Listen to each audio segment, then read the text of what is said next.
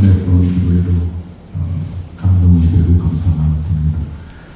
여러분들 한번 우리 부활절 인사, 제가 우리 부활절서부터는 한 주간 내내 부활에 대한 설교를 하는데 서로 부활에 대한 인사를 다시 한번 해봅시다. 우리 부활을 살아냅시다. 이렇게 볼까요? 시작. 우리 부활을 살아냅시다. 네. 여러분, 우리가 일상적으로 쓰는 말들 중에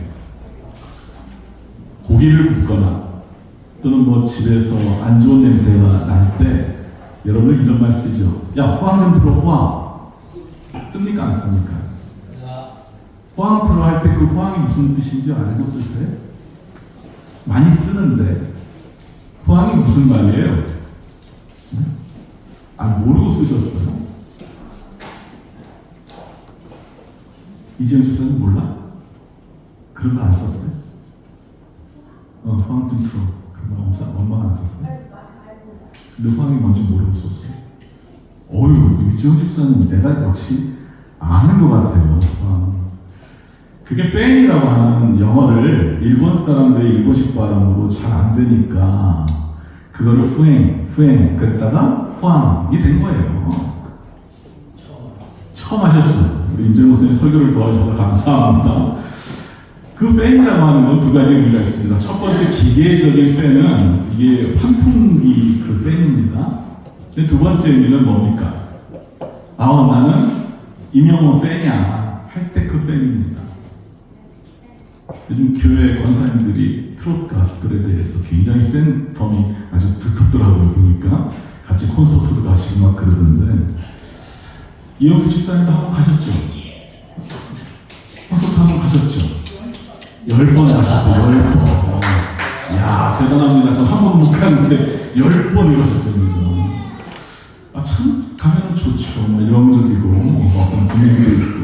그러니까 그 팬 할 때는 어떤 스타, 어떤 유명인, 어떤 그런 사람들, 또 정치인들도 팬들이 있죠. 팬덤들이 있습니다.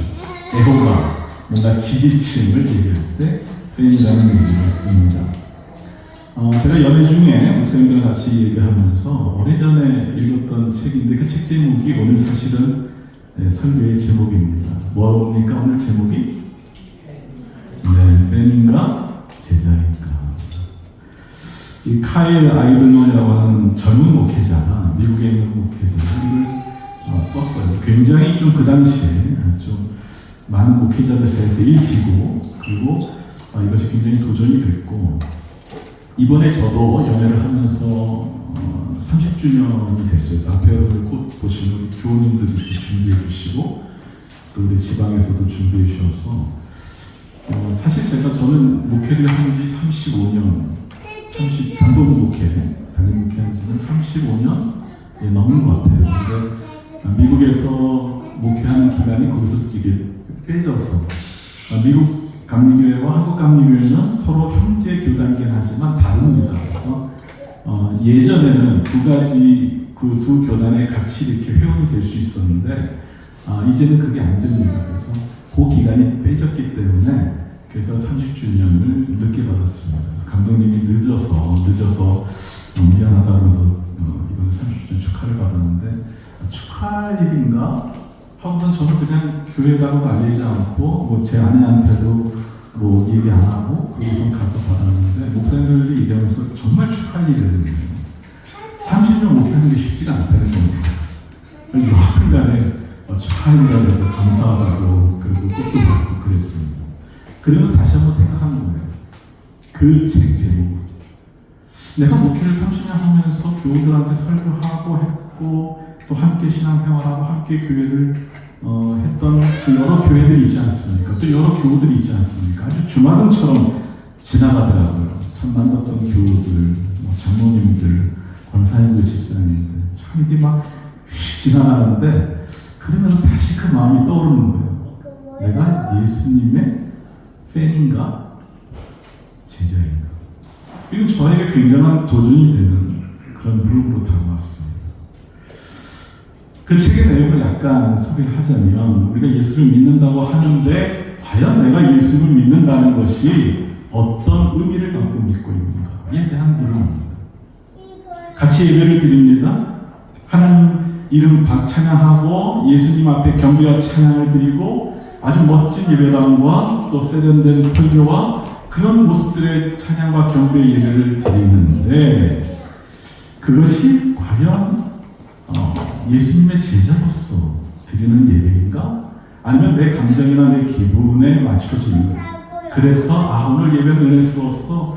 오늘 성가대 쭉 썼네. 설교가 왜 이래? 하면서 내 나름대로의 기분을 위한 그런 예배를 내가 드리고 있다고 한다면 마음은 동의하고 마음으로는 맞아. 그리고 입술로도 아멘 하는데 정작 내 일상의 삶에서는 그 아멘이 일어나지 않는다고 한다면 말씀을 들었는데 그 말씀이 내 가슴에만 머물러 있고 내 손과 발로 그것이 살아내지지 못한다고 한다면 나는 팬점의 예배를 드리고 있다는 거예요. 여러분 그렇지 않아요? 연예인들이 어떤 콘서트홀이나 이런 데에서 막 공연장에 가면 기분이 좋잖아요. 막 소리도 지르고 막 거기 또 요즘 응원봉도 막 휘두르고 자기가 좋아하는 가수나 막 좋아서 열광을 합니다. 운동장 가면은 그 운동장에서 뛰는 선수들 보면은 감정이 이입이 되죠. 막 들썩들썩하고 막 잘하면 환호 지르고 말이죠. 못하면 막 나중에 지면 울기까지 합니다. 대단치도 않습니다. 요즘 또 야구 시즌이기 때문에 여성들도 야구 좋아하시는 분들이 좀 많은데 아주 난리가 납니다. 운동장에 가서 보게 되면 소리 지르고 흥분하고 울고 웃고 박수 치고 발 구르고 막 그러죠. 그런데 일상에 돌아오면은 전혀 다른 모습이죠. 일상 속에서는 그 기분 좋고 그때 울고 웃었던 그분들과는 무관하게 일상을 살아갑니다. 근데 우리 신앙은 전혀 그렇지는 않은 거예요. 일상 속에서는 어떠한 변화도 나에게 요구되는 것이 없습니다. 팬들에게 있어서는 그렇지 않아요? 내 기분 즐거움이 되는 거죠. 그리고 그 팬은 항상 바뀌잖아요. 내 어떠한 대상이 바뀌면 그 팬 쫓아서 가기 때문에 내가 좋으면 되는 거예요. 근데 우리의 신앙도 그 자리에 머물고 있다고 한다면 내가 갖고 있는 신앙은 예수님에 대한 팬은 맞는데 제자는 아니라는 거예요. 그리고 또 중요한 얘기를 거기서 합니다. 팬과 제자의 차이 중에 하나는 이 팬은 지식과 친밀감을 혼동한다는 거예요. 내가 예수님에 관해서는 많이 알아. 예수님에 대해서 성경에 대해서 내가 많이 알아. 교회에 대한 지식은 내가 많이 알아. 교회 일 잘하지요. 헌신도 하지요. 잘합니다. 그리고 내가 무언가 그 예수님에 대한 나만의 어떠한 상도 딱 정립이 되어 있습니다. 여러분 이런 경험 해보셨어요? TV에서 늘 만나던 연예인 우연히 길에서 만나면 반가워라 안 반가워요? 반가워요. 전 예전에 연예인 중에 김혜수 씨를 참 좋아했었습니다. 선이 굵은 연기를 많이 해서 좋아했었는데 늘 봤거든? 갑자기 제가 있는 동네에 쓱 나타난 거예요. 그때 사모님이랑 같이 이렇게 사귀고 있을 때인데 사모님이 보이질 않더라고요. 얼마나 반가운지 달려가가지고 김혜수 씨 아니에요? 근데 그 김혜수 씨가 저를 보면서 뭐야 이거 한 것처럼 아주 이렇게 놀라는 그 표정이 아직도 기억이 납니다. 그래요.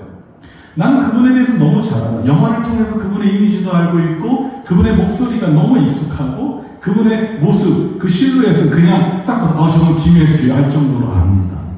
근데 정작 그분은 나를 모르죠.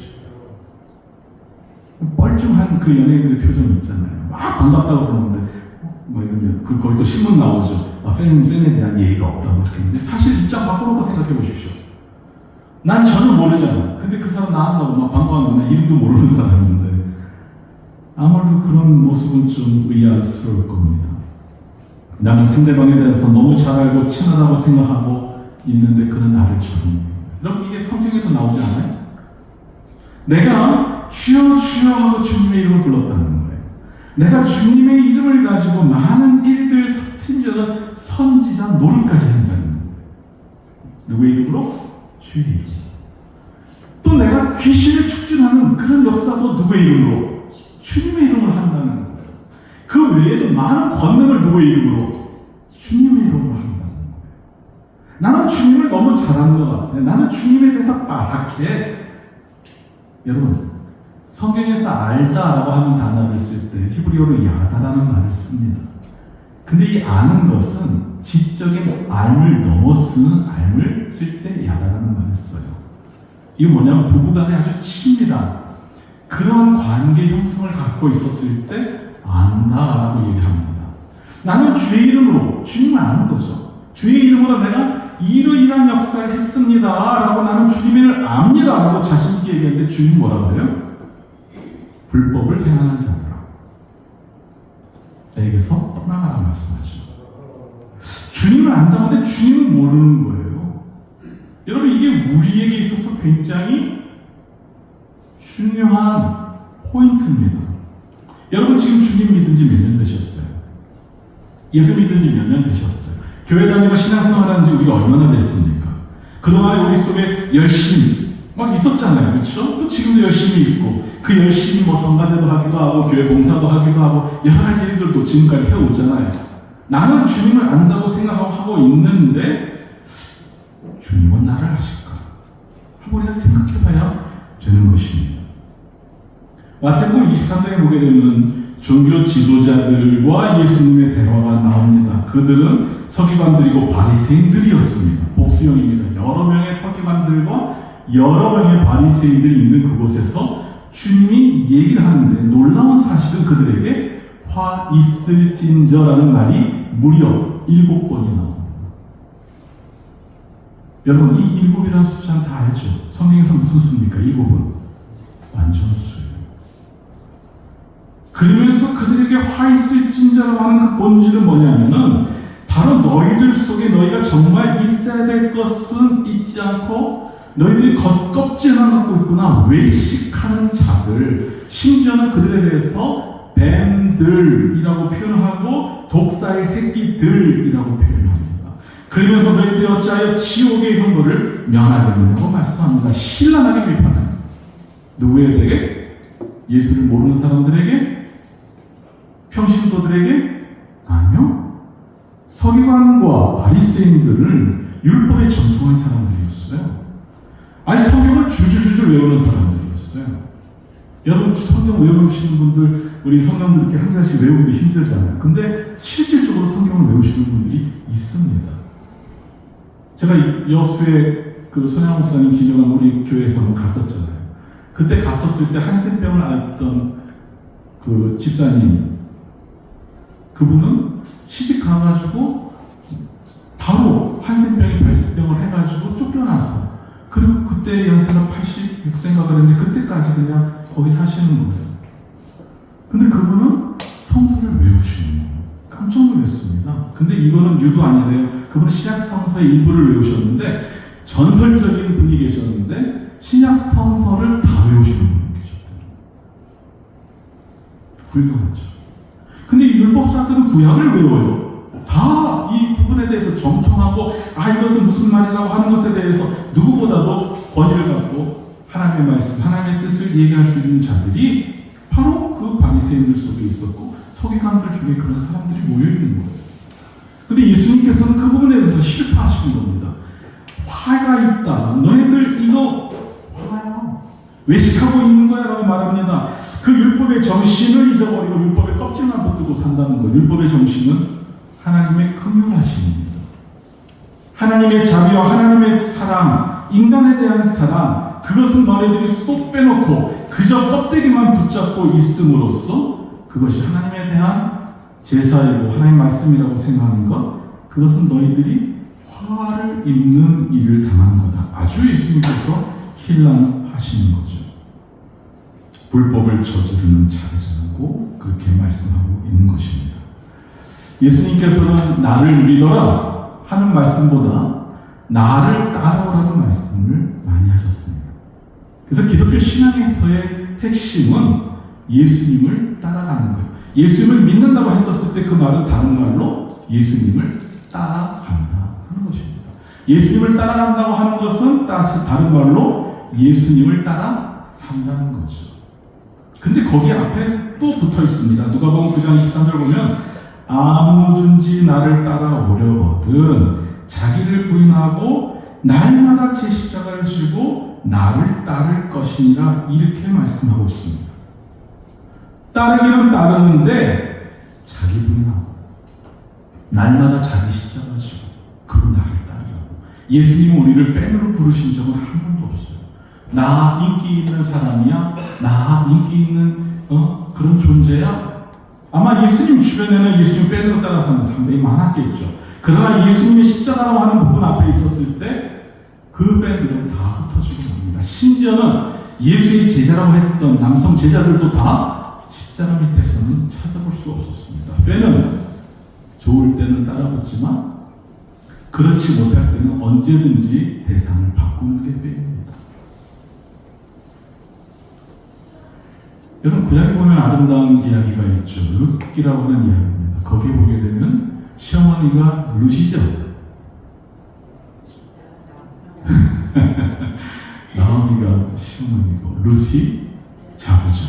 그렇죠? 룻은 모압 여인입니다. 이방 여인이에요.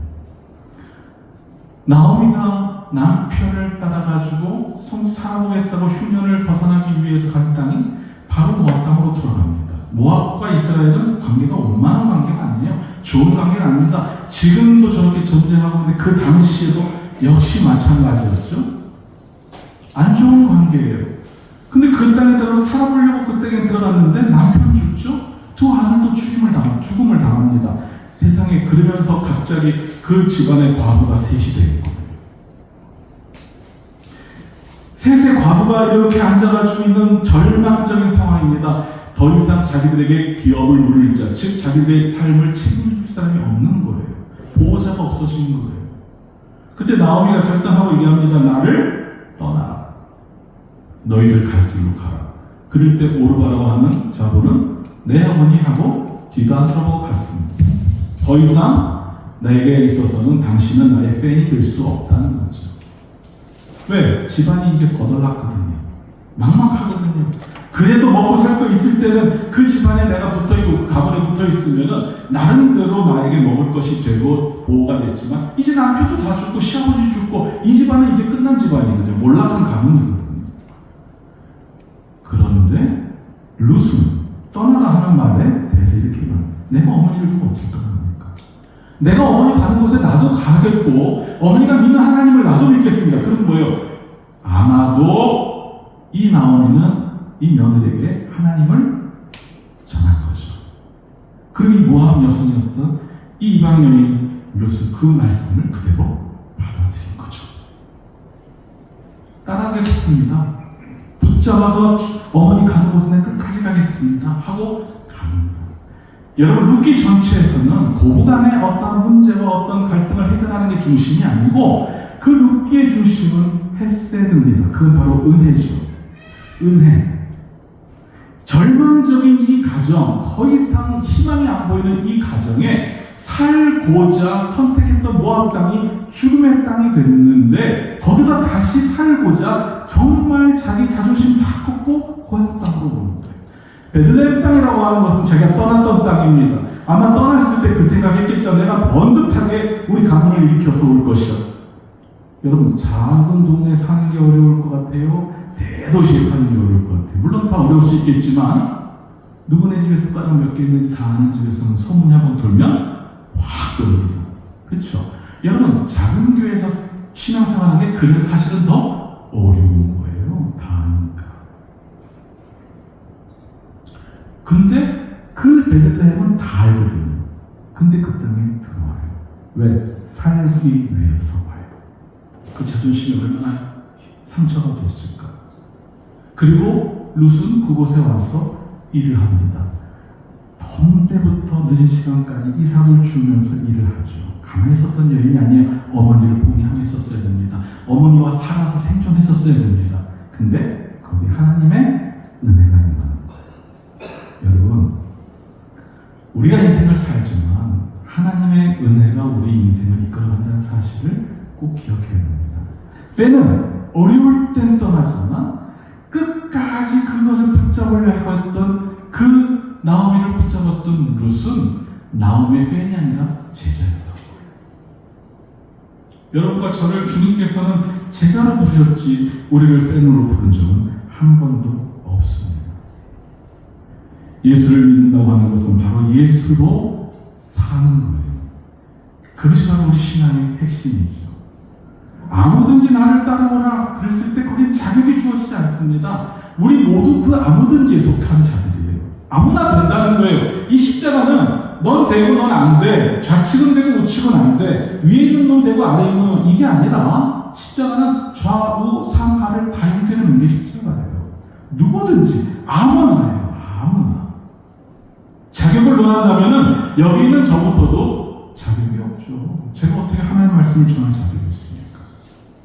또 여러분들 저보다 인생의 선배들이시고 나름대로 여러분들 다 전문가들 아니에요? 제가 여러분들 이걸 어떻게 합니까? 일로 따지거나 연비로 따지면 저는 자격이 없을 수도 있죠. 예수께서 초대하신 그 초대는 아무나 와라 그러나 따라오려거든 거기에는 조건이 붙어있는 거예요. 너 부인하고 너 십자가 지고 와라.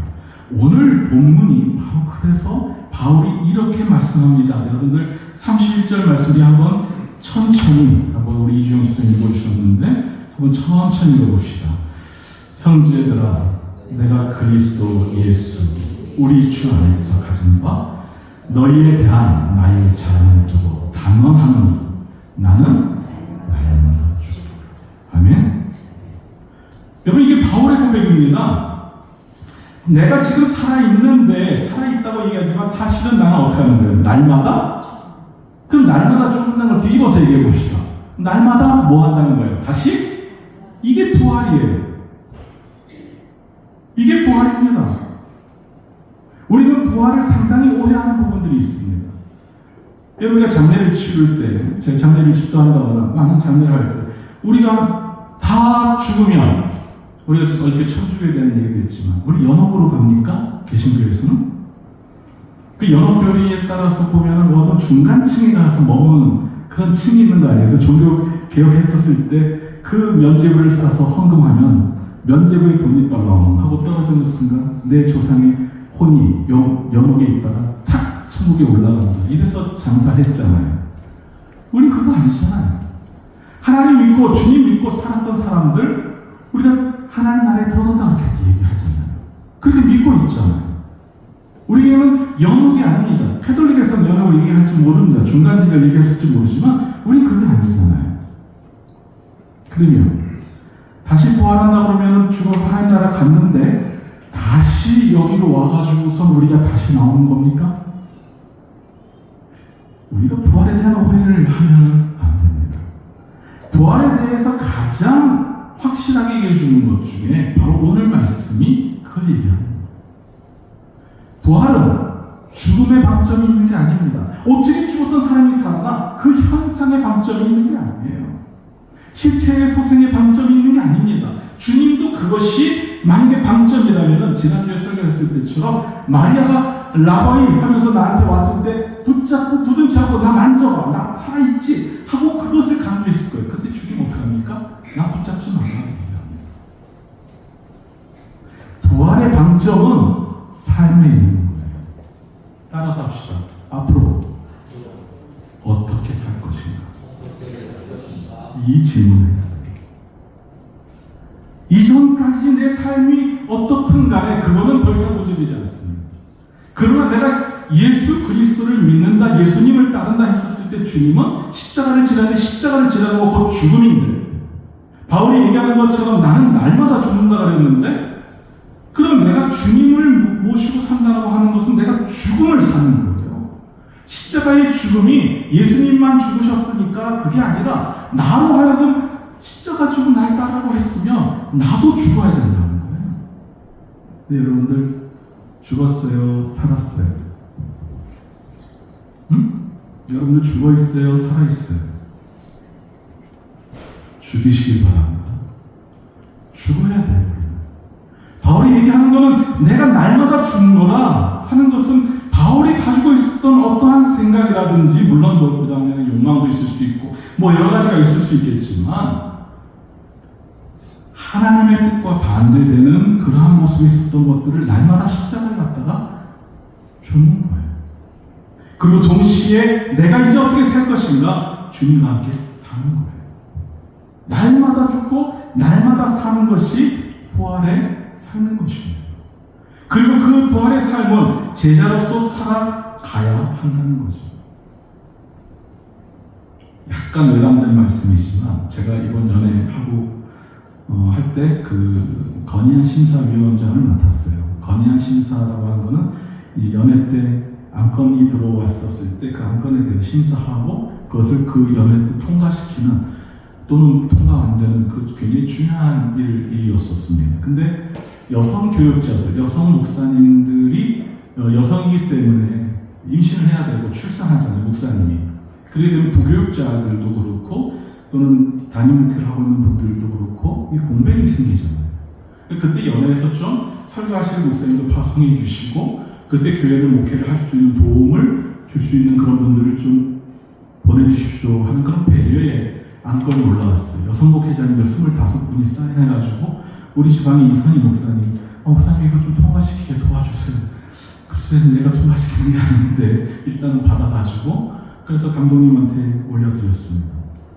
근데 거기서 얘기하는데 얘기가 이렇게 그 안건에 대해서는 이해는 하겠는데 이것에 대해서 이러이러한 부분들이 연관되는 부분도 있다. 그럼 이걸 보충 설명하라고 했습니다. 근데 여성 대표 되시는 목사님이 나오셔서 설명을 하는데 분위기가 좀 안 맞는 거예요. 그러니까 좀 당황스러워 하시더라고요. 그래서 제가 가만히 있으면 안 될 것 같아서 가서 말로 이렇게 얘기했습니다. 이건 우리가 당연히 해야 되는 부분인데 이 부분에 대해서 우리가 그동안에 신경 쓰지 못한 것이 오히려 미안하다. 이걸 일단 통과시켜주고 그리고 수정 보완해서 이 부분을 우리 연애에 맞게끔 만들어가면 좋겠습니다. 얘기했어요. 그럼 끝났습니다. 여자 목사님들이 너무 고맙다는 거예요. 목사님 그 한마디가 자기들에게 그렇게 위로가 된다는 거예요. 그래서 저는 그냥 당혹스러워 하시고 뭔가 분위기가 그런 것 같아서 얘기를 했는데 그렇게 고마워하시는 거예요. 그래서 여러분 이래 봬도 대머리가 벗겨지고 이런 목사지만 여성분들한테 이번 연애에서 인기가 있었어요. 근데 그 얘기를 듣는데 이건 좀 민구한 얘기지만 어떤 목사님이 그래요. 목사님은 항상 약자 편에서 얘기해 주셨잖아요. 이러더라고요. 근데 그 말을 듣는 순간 뒷골을 맞는 것 같았어요. 내가 30년 목회를 했는데 약자 편에서 써서 했나? 저 안 그렇거든요. 저 안 그랬거든요. 굉장히 기회주의자. 강한 자 앞에서 나도 모르게 내 몸이 낮아지고 약한 자 나도 무시했거든요. 근데 그거는 그렇게 얘기하는데 그게 저에게는 주님의 음성을 들리는 거예요. 너 앞으로 그러한 목회에 예수님이 하셨던 게 뭐예요? 바로 약한 자들, 소외된 자들 그런 사람들을 위해서 일을 하셨잖아요. 그래서 딱 그 얘기를 듣는 순간에 얼마나 그게 주님의 음성으로 들리는지 아직까지도 마음이 두근두근하고 그렇습니다. 이 얘기 할까 하다가 지금 말까 하다가 했는데 오해 없이 들어주시기 바랍니다. 30년 목회했으니 이제 목회 암만 제가 하고 싶어도 10년이잖아요. 우리 윤 목사님은 이미 일찍 은퇴하셔가지고 앉아 계시지만 암만 하고 싶어도 한계가 있는 거예요. 근데 내가 정말 주님의 제자로 살았나? 너무 민망한 거예요. 주님이 가라고 하고 주님이 원하는 거 그 일을 내가 하려고 했나? 아니거든요. 솔직히 고백하면 그러지 못했거든요. 근데 그날 그 음성을 듣는 순간에 똑바로 해. 정신 차려. 이 말처럼 저에게 와 있었던 거예요. 34절에 보니까 깨어 의를 행하고 죄를 짓지 말라. 하나님을 알지 못하는 자가 있기로 내가 너희를 부끄럽게 하기 위하여 말하는 거 하잖아요. 이 깨어 의를 행하고가 세 번째를 보게 되면 정신 차리라는 말이 나와 있어요. 정신 차려. 여러분 신앙을 생활을 잘하면 정신을 차리게 돼 있어요. 신앙이 민중의 아편이라고 했던 말이 예전에 있었잖아요. 근데 그거는 잘못 믿으면 아편처럼 믿어요. 세상에 대해서 무관심하고 나는 거룩하게 살고 뭐 이렇게 한쪽으로 치우쳐져서 믿으면 아편이 되고 말아요. 마약이 되고 말아요. 뽕이 되고 말아요. 예수를 잘못 믿으면요 상식도 없고요 무례해지고요. 그리고 예수 잘못 믿게 되면 세상 사람보다 못한 사람이 된다니까요. 근데 예수를 따라 살려고 하면 바로 믿게 되면 정신을 차릴 수밖에 없어요. 내가 무엇 때문에 사는지, 내가 무엇 때문에 존재하는지, 주님이 무엇을 원하시는지, 주님이 무엇을 싫어하시는지가 우리의 기준이 되잖아요. 제자는 바로 그런 거예요. 주님이 십자가 지고 나를 쫓으라고 했었을 때 입으로만 아멘하는 것이 아니라 삶에 대해서 내가 어떤 태도를 갖고 살 것인가. 주님이 이거 기뻐하실까? 주님이 이거 원하실까? 주님이 이 부분에서 나에게 대해서 원하시는 일인가? 이게 기준이 되거든요. 우선이 되는 거죠.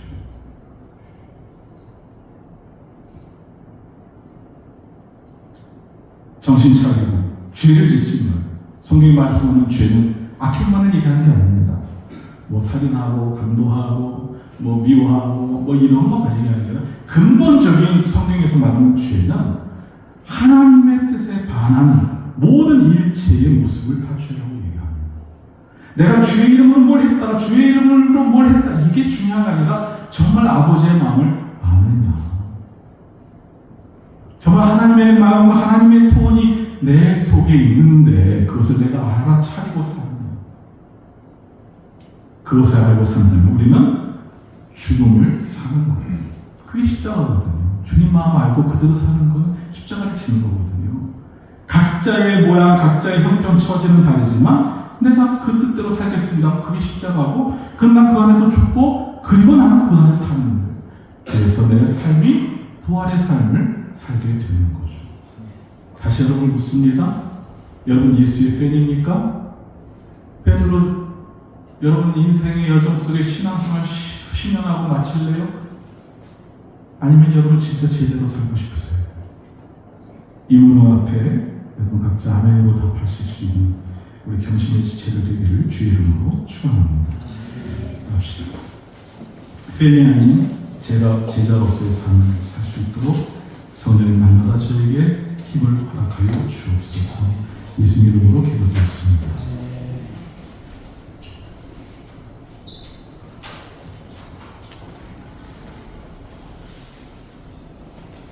광고 말씀입니다. 양주지방 여성교회 개사회가 18일 토요일 10시 30분 사랑교회에서 있습니다. 청장면 여성교회 사생대회가 25일 토요일 장우지 미술관에서 있습니다. 5월 23일 저희 교회에서 가평에 있는 필그림 하우스 순례길 우리 참여하고 또 아침부터 스님으로 돌아올 예정을 하고 있고 오늘까지 그 참여할 의사들을 좀 확인해 주시기 바랍니다. 청년을 선교회 예의를 추구하는 신앙 모임이 오늘 2시 30분에 있겠습니다. 우리 고 신영현 성도님 발인 오늘 하시고 장진원 추모, 서울 추모공원으로 모시게 됩니다. 여러분 위해서 기도해 주시기를 바랍니다. 찬양합시다.